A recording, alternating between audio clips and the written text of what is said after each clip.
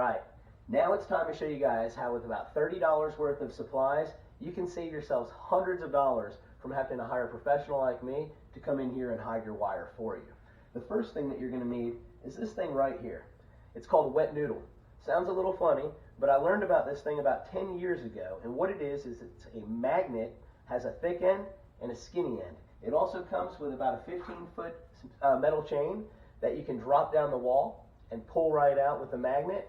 Or if it's an insulated wall, this will work really well on a non-insulated wall. But if the wall is insulated, you're going to need one of these rods. You can get one for about $10 at Home Depot, or you can get a whole pack of these, about 40 foot worth, for $10 at Harbor Freight. But I like to cut about 1.5 feet of that chain off and tape it to the rod, so in an insulated wall, you can shove this up through the insulation, cut your hole for your panel, and then pull it out. I always recommend, before you cut a hole for your panel to be mounted, what we want to do is you're going to want to take off the outlet cover, and I'm going to show you how you would fish this wall. So the first thing that you want to do, guys, is you want to make sure that your panel, the hole that you cut for your panel, is going to be in the same beam cavity as your power. The power outlet is usually going to be on one of two sides of a beam. So what I like to do is I like to pop off the power outlet, and then very carefully, if you're using a metal screwdriver like this, you don't want to touch any of the terminals in there. I'm going to poke on that side. Okay, that's empty. So there's no beam on that side of the power outlet. That means that the beam is going to be over here. And if you pay attention, I'm poking a hole in the area that this plate covered up. So once I'm done and I put the plate back on there, you won't be able to see any of the wiring or any holes. Okay? So I poked my screwdriver through there, and it's stuck. So that's where the beam is. The beam runs straight up right here. If I wanted to mount a panel on this wall, I would want to make the hole for my alarm panel in the same beam cavity. That means right here and about 16 inches over. I want to keep it in that area as to be able to easily fish it without having to do anything crazy. Like I said, I'm trying to show you guys how to do a basic wire fish. There's ways around going through beams, but it's not something that you really want to do yourself. So like I said, our empty beam cavity is on this side of the outlet. So then what I would do is I would make a tiny hole just big enough for my noodle to go through. Again, being very careful not to touch any of the terminals on the power outlet. If you can see, I'm actually working on the outside of the box, so I'm not in any real danger of touching that. All right. Then what I like to do is, before I go drilling any hole up here to mount my panel, I'll take this rod and I'll stick it up there and just make sure that there's no horizontal beams, any purlines that are going to keep me from fishing that wall quickly and easily. Sometimes when they build stick-built homes, especially some older ones, there will be a beam that runs across the top here, and I'll show you guys how to get around that on a later, more advanced video. This is just a basic wall fishing video.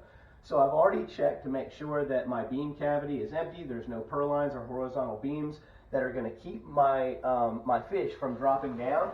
Okay, and I'm going to go ahead and pull this out. And then what I would do, because this is a non-insulated wall, I would just cut my hole. Take your sheetrock knife, use your panel keypad frame to determine where you want your hole to be so it's equal and level to your switches, and it looks nice and appropriate to where you'd like to mount it. You're going to cut a small hole just big enough. Really, I like to be able to make it big enough to stick my finger in.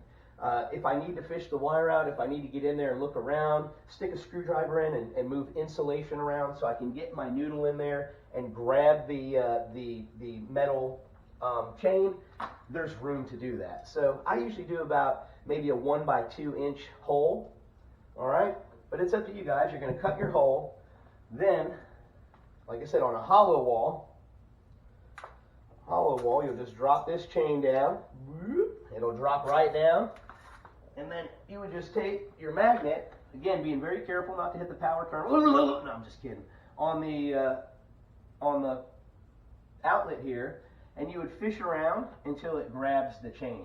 In a hollow wall, it'll grab that chain pretty easily. You can bend this thing, give it a little bit of an arch. That's what I like to do, because that way when you get it in there, you can really sweep around and it's going to grab that thing. You can pull it forward, backwards, sweep it around. You're going to be able to grab this chain and pull it right through that hole. Then once you do, you'll just tape off your wire, pull it up, and make your connection. If this was an insulated wall, it's going to be a little harder, but not too much harder. That's where this little stick comes into play. And then what I like to do, okay, I've got my chain. It's about 1.5 feet. Here's my hole that I'm going to fish. Let's just pretend my panel hole is going to be right about there. So what I like to do is I'll hold my rod up there and figure out exactly where I need that thing to be. So when I have my hole cut and I stick my noodle in there, it's going to grab that chain. That's right about there. So I'll keep my thumb there. You guys can mark it with a marker. You can put a piece of tape on it. Do whatever you want. I like to just hold it with my thumb. And then what I do is I hold the chain with my thumb here. I hold this to keep my mark on the rod, and I slowly guide this thing up. I like to keep my hand on the chain when it's near the outlet like this, just so that chain doesn't accidentally drift off in there and touch over top of one of those terminals, because that'll arc over. 110 volts is not fun to play around with. Be really careful when you're doing this, guys, okay? So that's where I had my mark. So I know right now that with this thing going up the wall like it is, if I had my hole cut right here, I'd be able to take my noodle, I'd stick it right in that wall. Even if this was an insulated wall, you might have to stick a screwdriver in there and dig around so you can get through the insulation and get to the chain. But this noodle here is very effective. You get it in there, you grab that chain, you pull it through, tape off your wire, pull it down, and you're good to go. All right, guys, that's some basic wall fishing right there. I'll make some more content in the future, in the very near future, on how to do some more of the advanced stuff, like how to drill holes up into the attic from the wall, drop chains down from there, and basically run wires everywhere in the house for cameras and all kinds of other devices. All right, guys. Well, that pretty much wraps up our lesson on wall fishing. Whenever you're done with your wire pull, what you want to do is make your splice, tape it thin enough. That's why I like those beanie connectors I was telling you about earlier, because once you clamp them on there, dolphins is what they're actually called. We call them beanies in the industry. Clamp these on there, and you can tape them down thin enough to where you can shove all that right through there. When you shove it back in, you'll take your wall plate and put all your wire in there, shove it all back in, and put your wall plate over top of it, so just enough comes out of the bottom for your transformer to plug in. Of course, don't plug in your transformer until you're done making all the proper splices, and always remember to clean up your mess.